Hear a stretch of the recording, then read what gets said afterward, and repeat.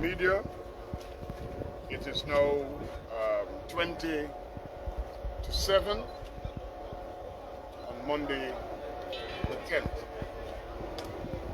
You're on the bridge. You have seen for yourself what is happening. We anticipated that we would have had this closed by 6:30. We're just about 10 minutes beyond that time, and they have to do a little adjustment. So what we have now done, based upon what we have seen, the bridge is practically closed, which means the two retractors are almost to each other where vehicles can be able to pass over.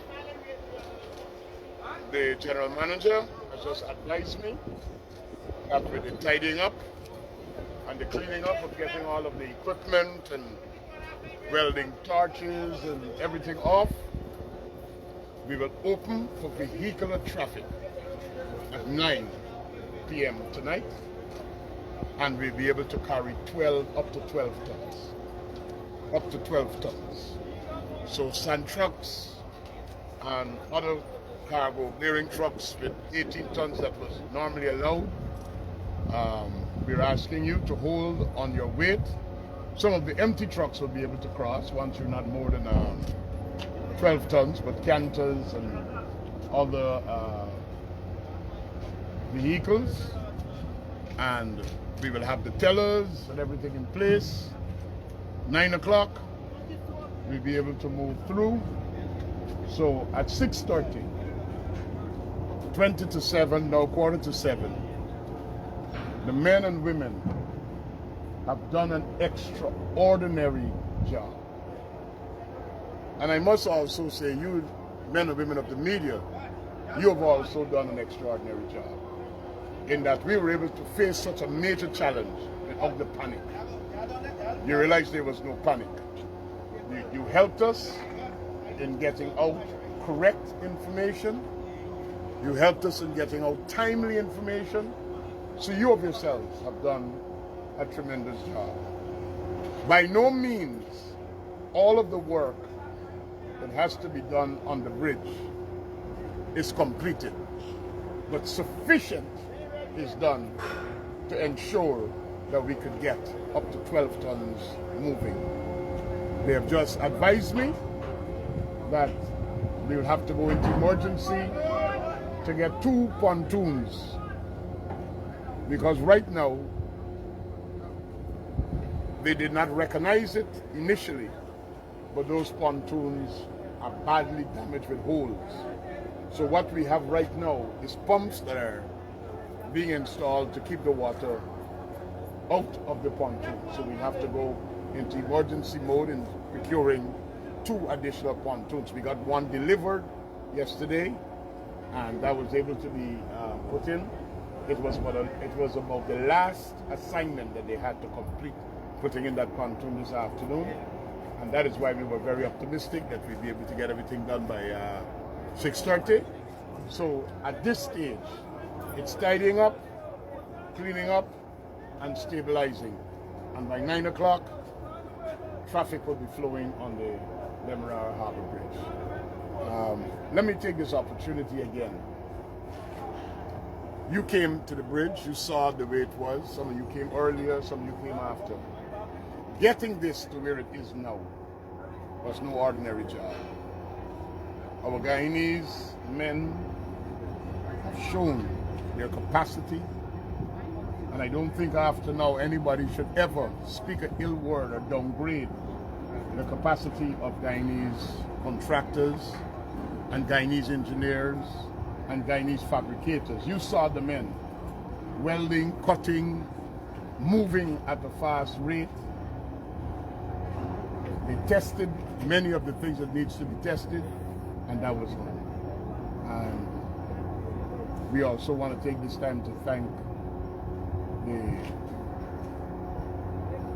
water taxis who came out in great support. You know, they were normally 12-hour taxis. They did 24 hours. People were able to move. And I guess by tomorrow morning, we'll be able to get back to some semblance of normalcy. The only outstanding thing will be the trucks with up to 18 tons, because we'll be doing up to 12 tons in this time. The private sector must be commended for the support they give. This afternoon I had a meeting with the Private Sector Commission at my office at their request, and that was a very fruitful meeting. The Commission of Inquiry, or I should say the Board of Inquiry, has commenced their work. I believe they're still in session right now. They've been working since yesterday afternoon as of 4 o'clock. They have 7 days to wind up everything and to give us a report, to tell us what really happened, the recommendations to ensure it never happens again, and to also establish culpability if there is anyone who's culpable for this, because we're not treating this very lightly. When would the other pontoon be ready, based on the advice you made this evening? Building a pontoon from scratch takes about 120 days. So we're going to look to see if we have to start from scratch, or we're going to look to see if there are pontoons that exist that could be rehabilitated, or we're going to get it in the shortest possible time. This is where emergency works. We have an appreciation for that. But is there a rough ball figure that? Well, let's discuss figure right now, because everything that we were doing here cost tens of millions. Tens of millions. If not hundreds of millions. But I don't want to put a figure yet. Let the technical people, having got together, putting everything together, give us the figure. I prefer to wait on that. I would also wish to report that Mr. Duke, who got injured, he's still hospitalized. I asked all gynaes to pray for him. He may have to do surgery for the foot. Pray for good success, and that he'll be able to get back to Demerara Harbor Bridge. True. You can hear the clapping there. There's another success that has been achieved. The Demerara Harbor Bridge management have been working with the family, and we will continue to lend the necessary support. What will happen with the pilot in the interim as the Board of Inquiry is being carried out? It's on the investigation. Yeah. Everybody who was on the boat remains on the boat. Everybody who was on the boat at the time of the accident remains on the boat. That's all I would say. Thank you. All right. So y'all could go and see the children in the clapping. You got it in. They were definitely living to the business.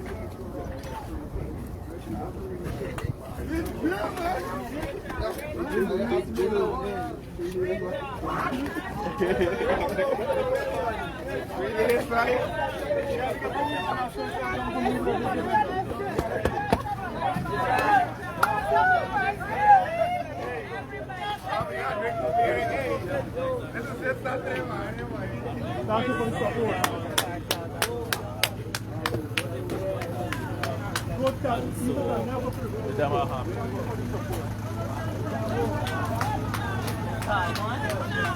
Open up, man.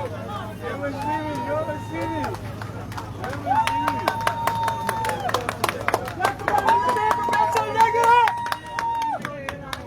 Let me have a picture. Well done. Where I come down now. Well done. One take that. No. Well done. Come on. Y'all keep checking it, folks. proud of? You walk. You walk, my friend, you walk. You want to me? You want to me?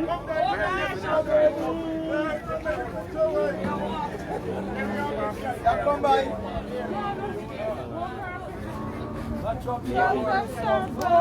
Congratulations. Come on. Get any pictures of your work. Come guys, call the guys here all them. Call the guys.